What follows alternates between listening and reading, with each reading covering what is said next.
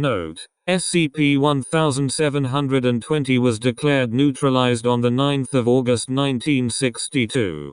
The following information has been kept for historical reference. Item: SCP-1720. Code name: Hijacked Space Probe. Object Class: Neutralized. Special Containment Procedures: SCP-1720 is currently being tracked by multiple ground stations and orbital assets under Foundation control, and any changes in orientation or orbital velocity must be reported immediately. Suppression of knowledge of SCP-1720 is underway with cooperation from the United States National Aeronautics and Space Agency and the various space groups of the Union of Socialist Soviet Republics. Description: SCP-1720 is a lunar orbital probe formerly designated as Pioneer P3 and launched by the United States on the 26th of November 1959. Officially, the launch vehicle suffered a malfunction approximately 45 seconds after launch and the payload was subsequently destroyed. All data following this point has been redacted from public records and false files implanted in government files. During the launch of the probe, the vehicle was struck by an object of presumed extraterrestrial origin entering our atmosphere. From captured footage, the object appears to be no more than 11 centimeters in diameter, dark, irregularly shaped and possibly crystalline in composition. Following the impact and loss of control, the probe managed to reach low Earth orbit despite damage to its primary systems. For several weeks following the launch, sporadic telemetry received by ground stations indicated that SCP-1720 was in an erratic, constantly changing orbit consistent with periodic adjustments made via the probe's onboard propulsion systems. After extensive long-range observation, it was determined that not only was the probe acting independently, it appeared to be using its scientific instruments and on-board camera to perform directed study of surface areas of the Earth as well as other orbiting satellites. Addendum 1720 to 1701. Researcher Note: Incident 1720-014. On the 21st of March 1961, a close pass using a Soviet intelligence satellite was used to take detailed photography of SCP-1720. During this pass, several anomalous events occurred.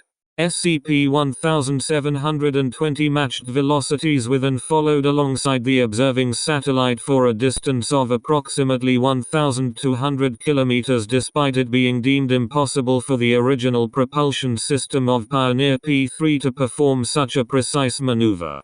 Extensive growth was observed originating from an impact hole in the side of SCP-1720.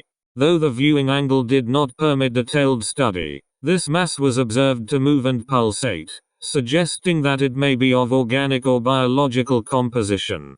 SCP-1720 circled around and studied the observing satellite before drawing away, behavior consistent with curiosity.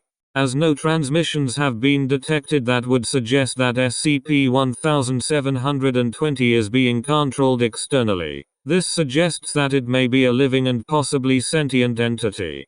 Dr. R. L. W. Addendum 1720 to 1702. Researcher Note: Incident 1720-021.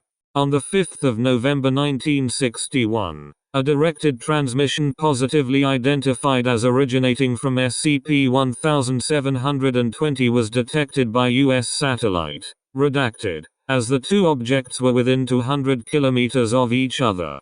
After several minutes of not receiving any response, SCP-1720 approached and made contact with the satellite before drawing away.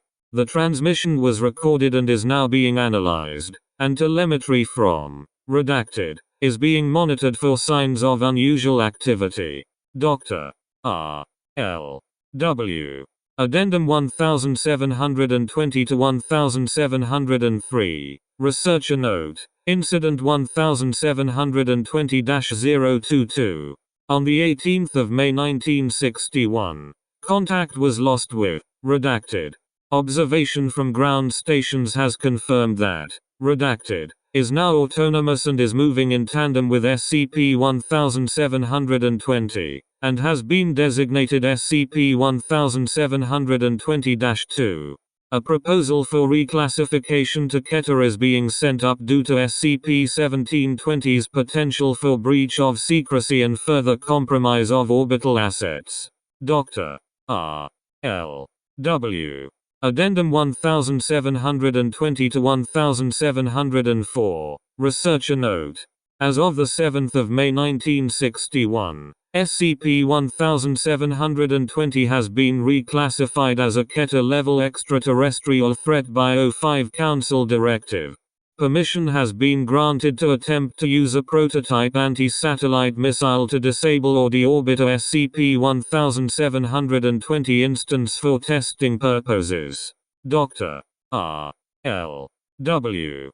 Addendum 1720 to 1705. Researcher note. Incident SCP-1720-029 and SCP-1720-1733.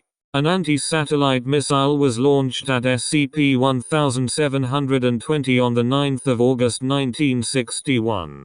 All four instances of SCP-1720 not only managed to evade the missile but somehow disabled and dismantled the weapon, then proceeded to integrate its components into themselves.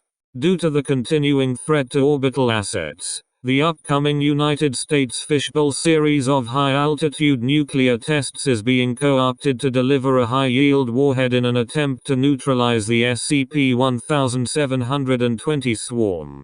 Dr. R. L. W. Addendum 1720 to 1706. Researcher note. Incident SCP-1720-038. On the 7th of September 1962, the U.S. high-altitude nuclear test designated Starfish Prime was successfully deployed within 2 kilometers of the center of SCP-1720. Damage assessment is currently underway. Dr. R. L. W. Addendum 1720 to 1707. Researcher note.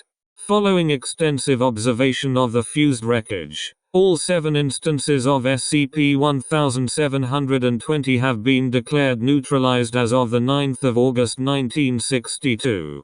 Negotiations with the United States government regarding the unexpected high-intensity electromagnetic pulse and subsequent property damage as a result of the boosted warhead yield is currently under discussion. Dr. R. L. W.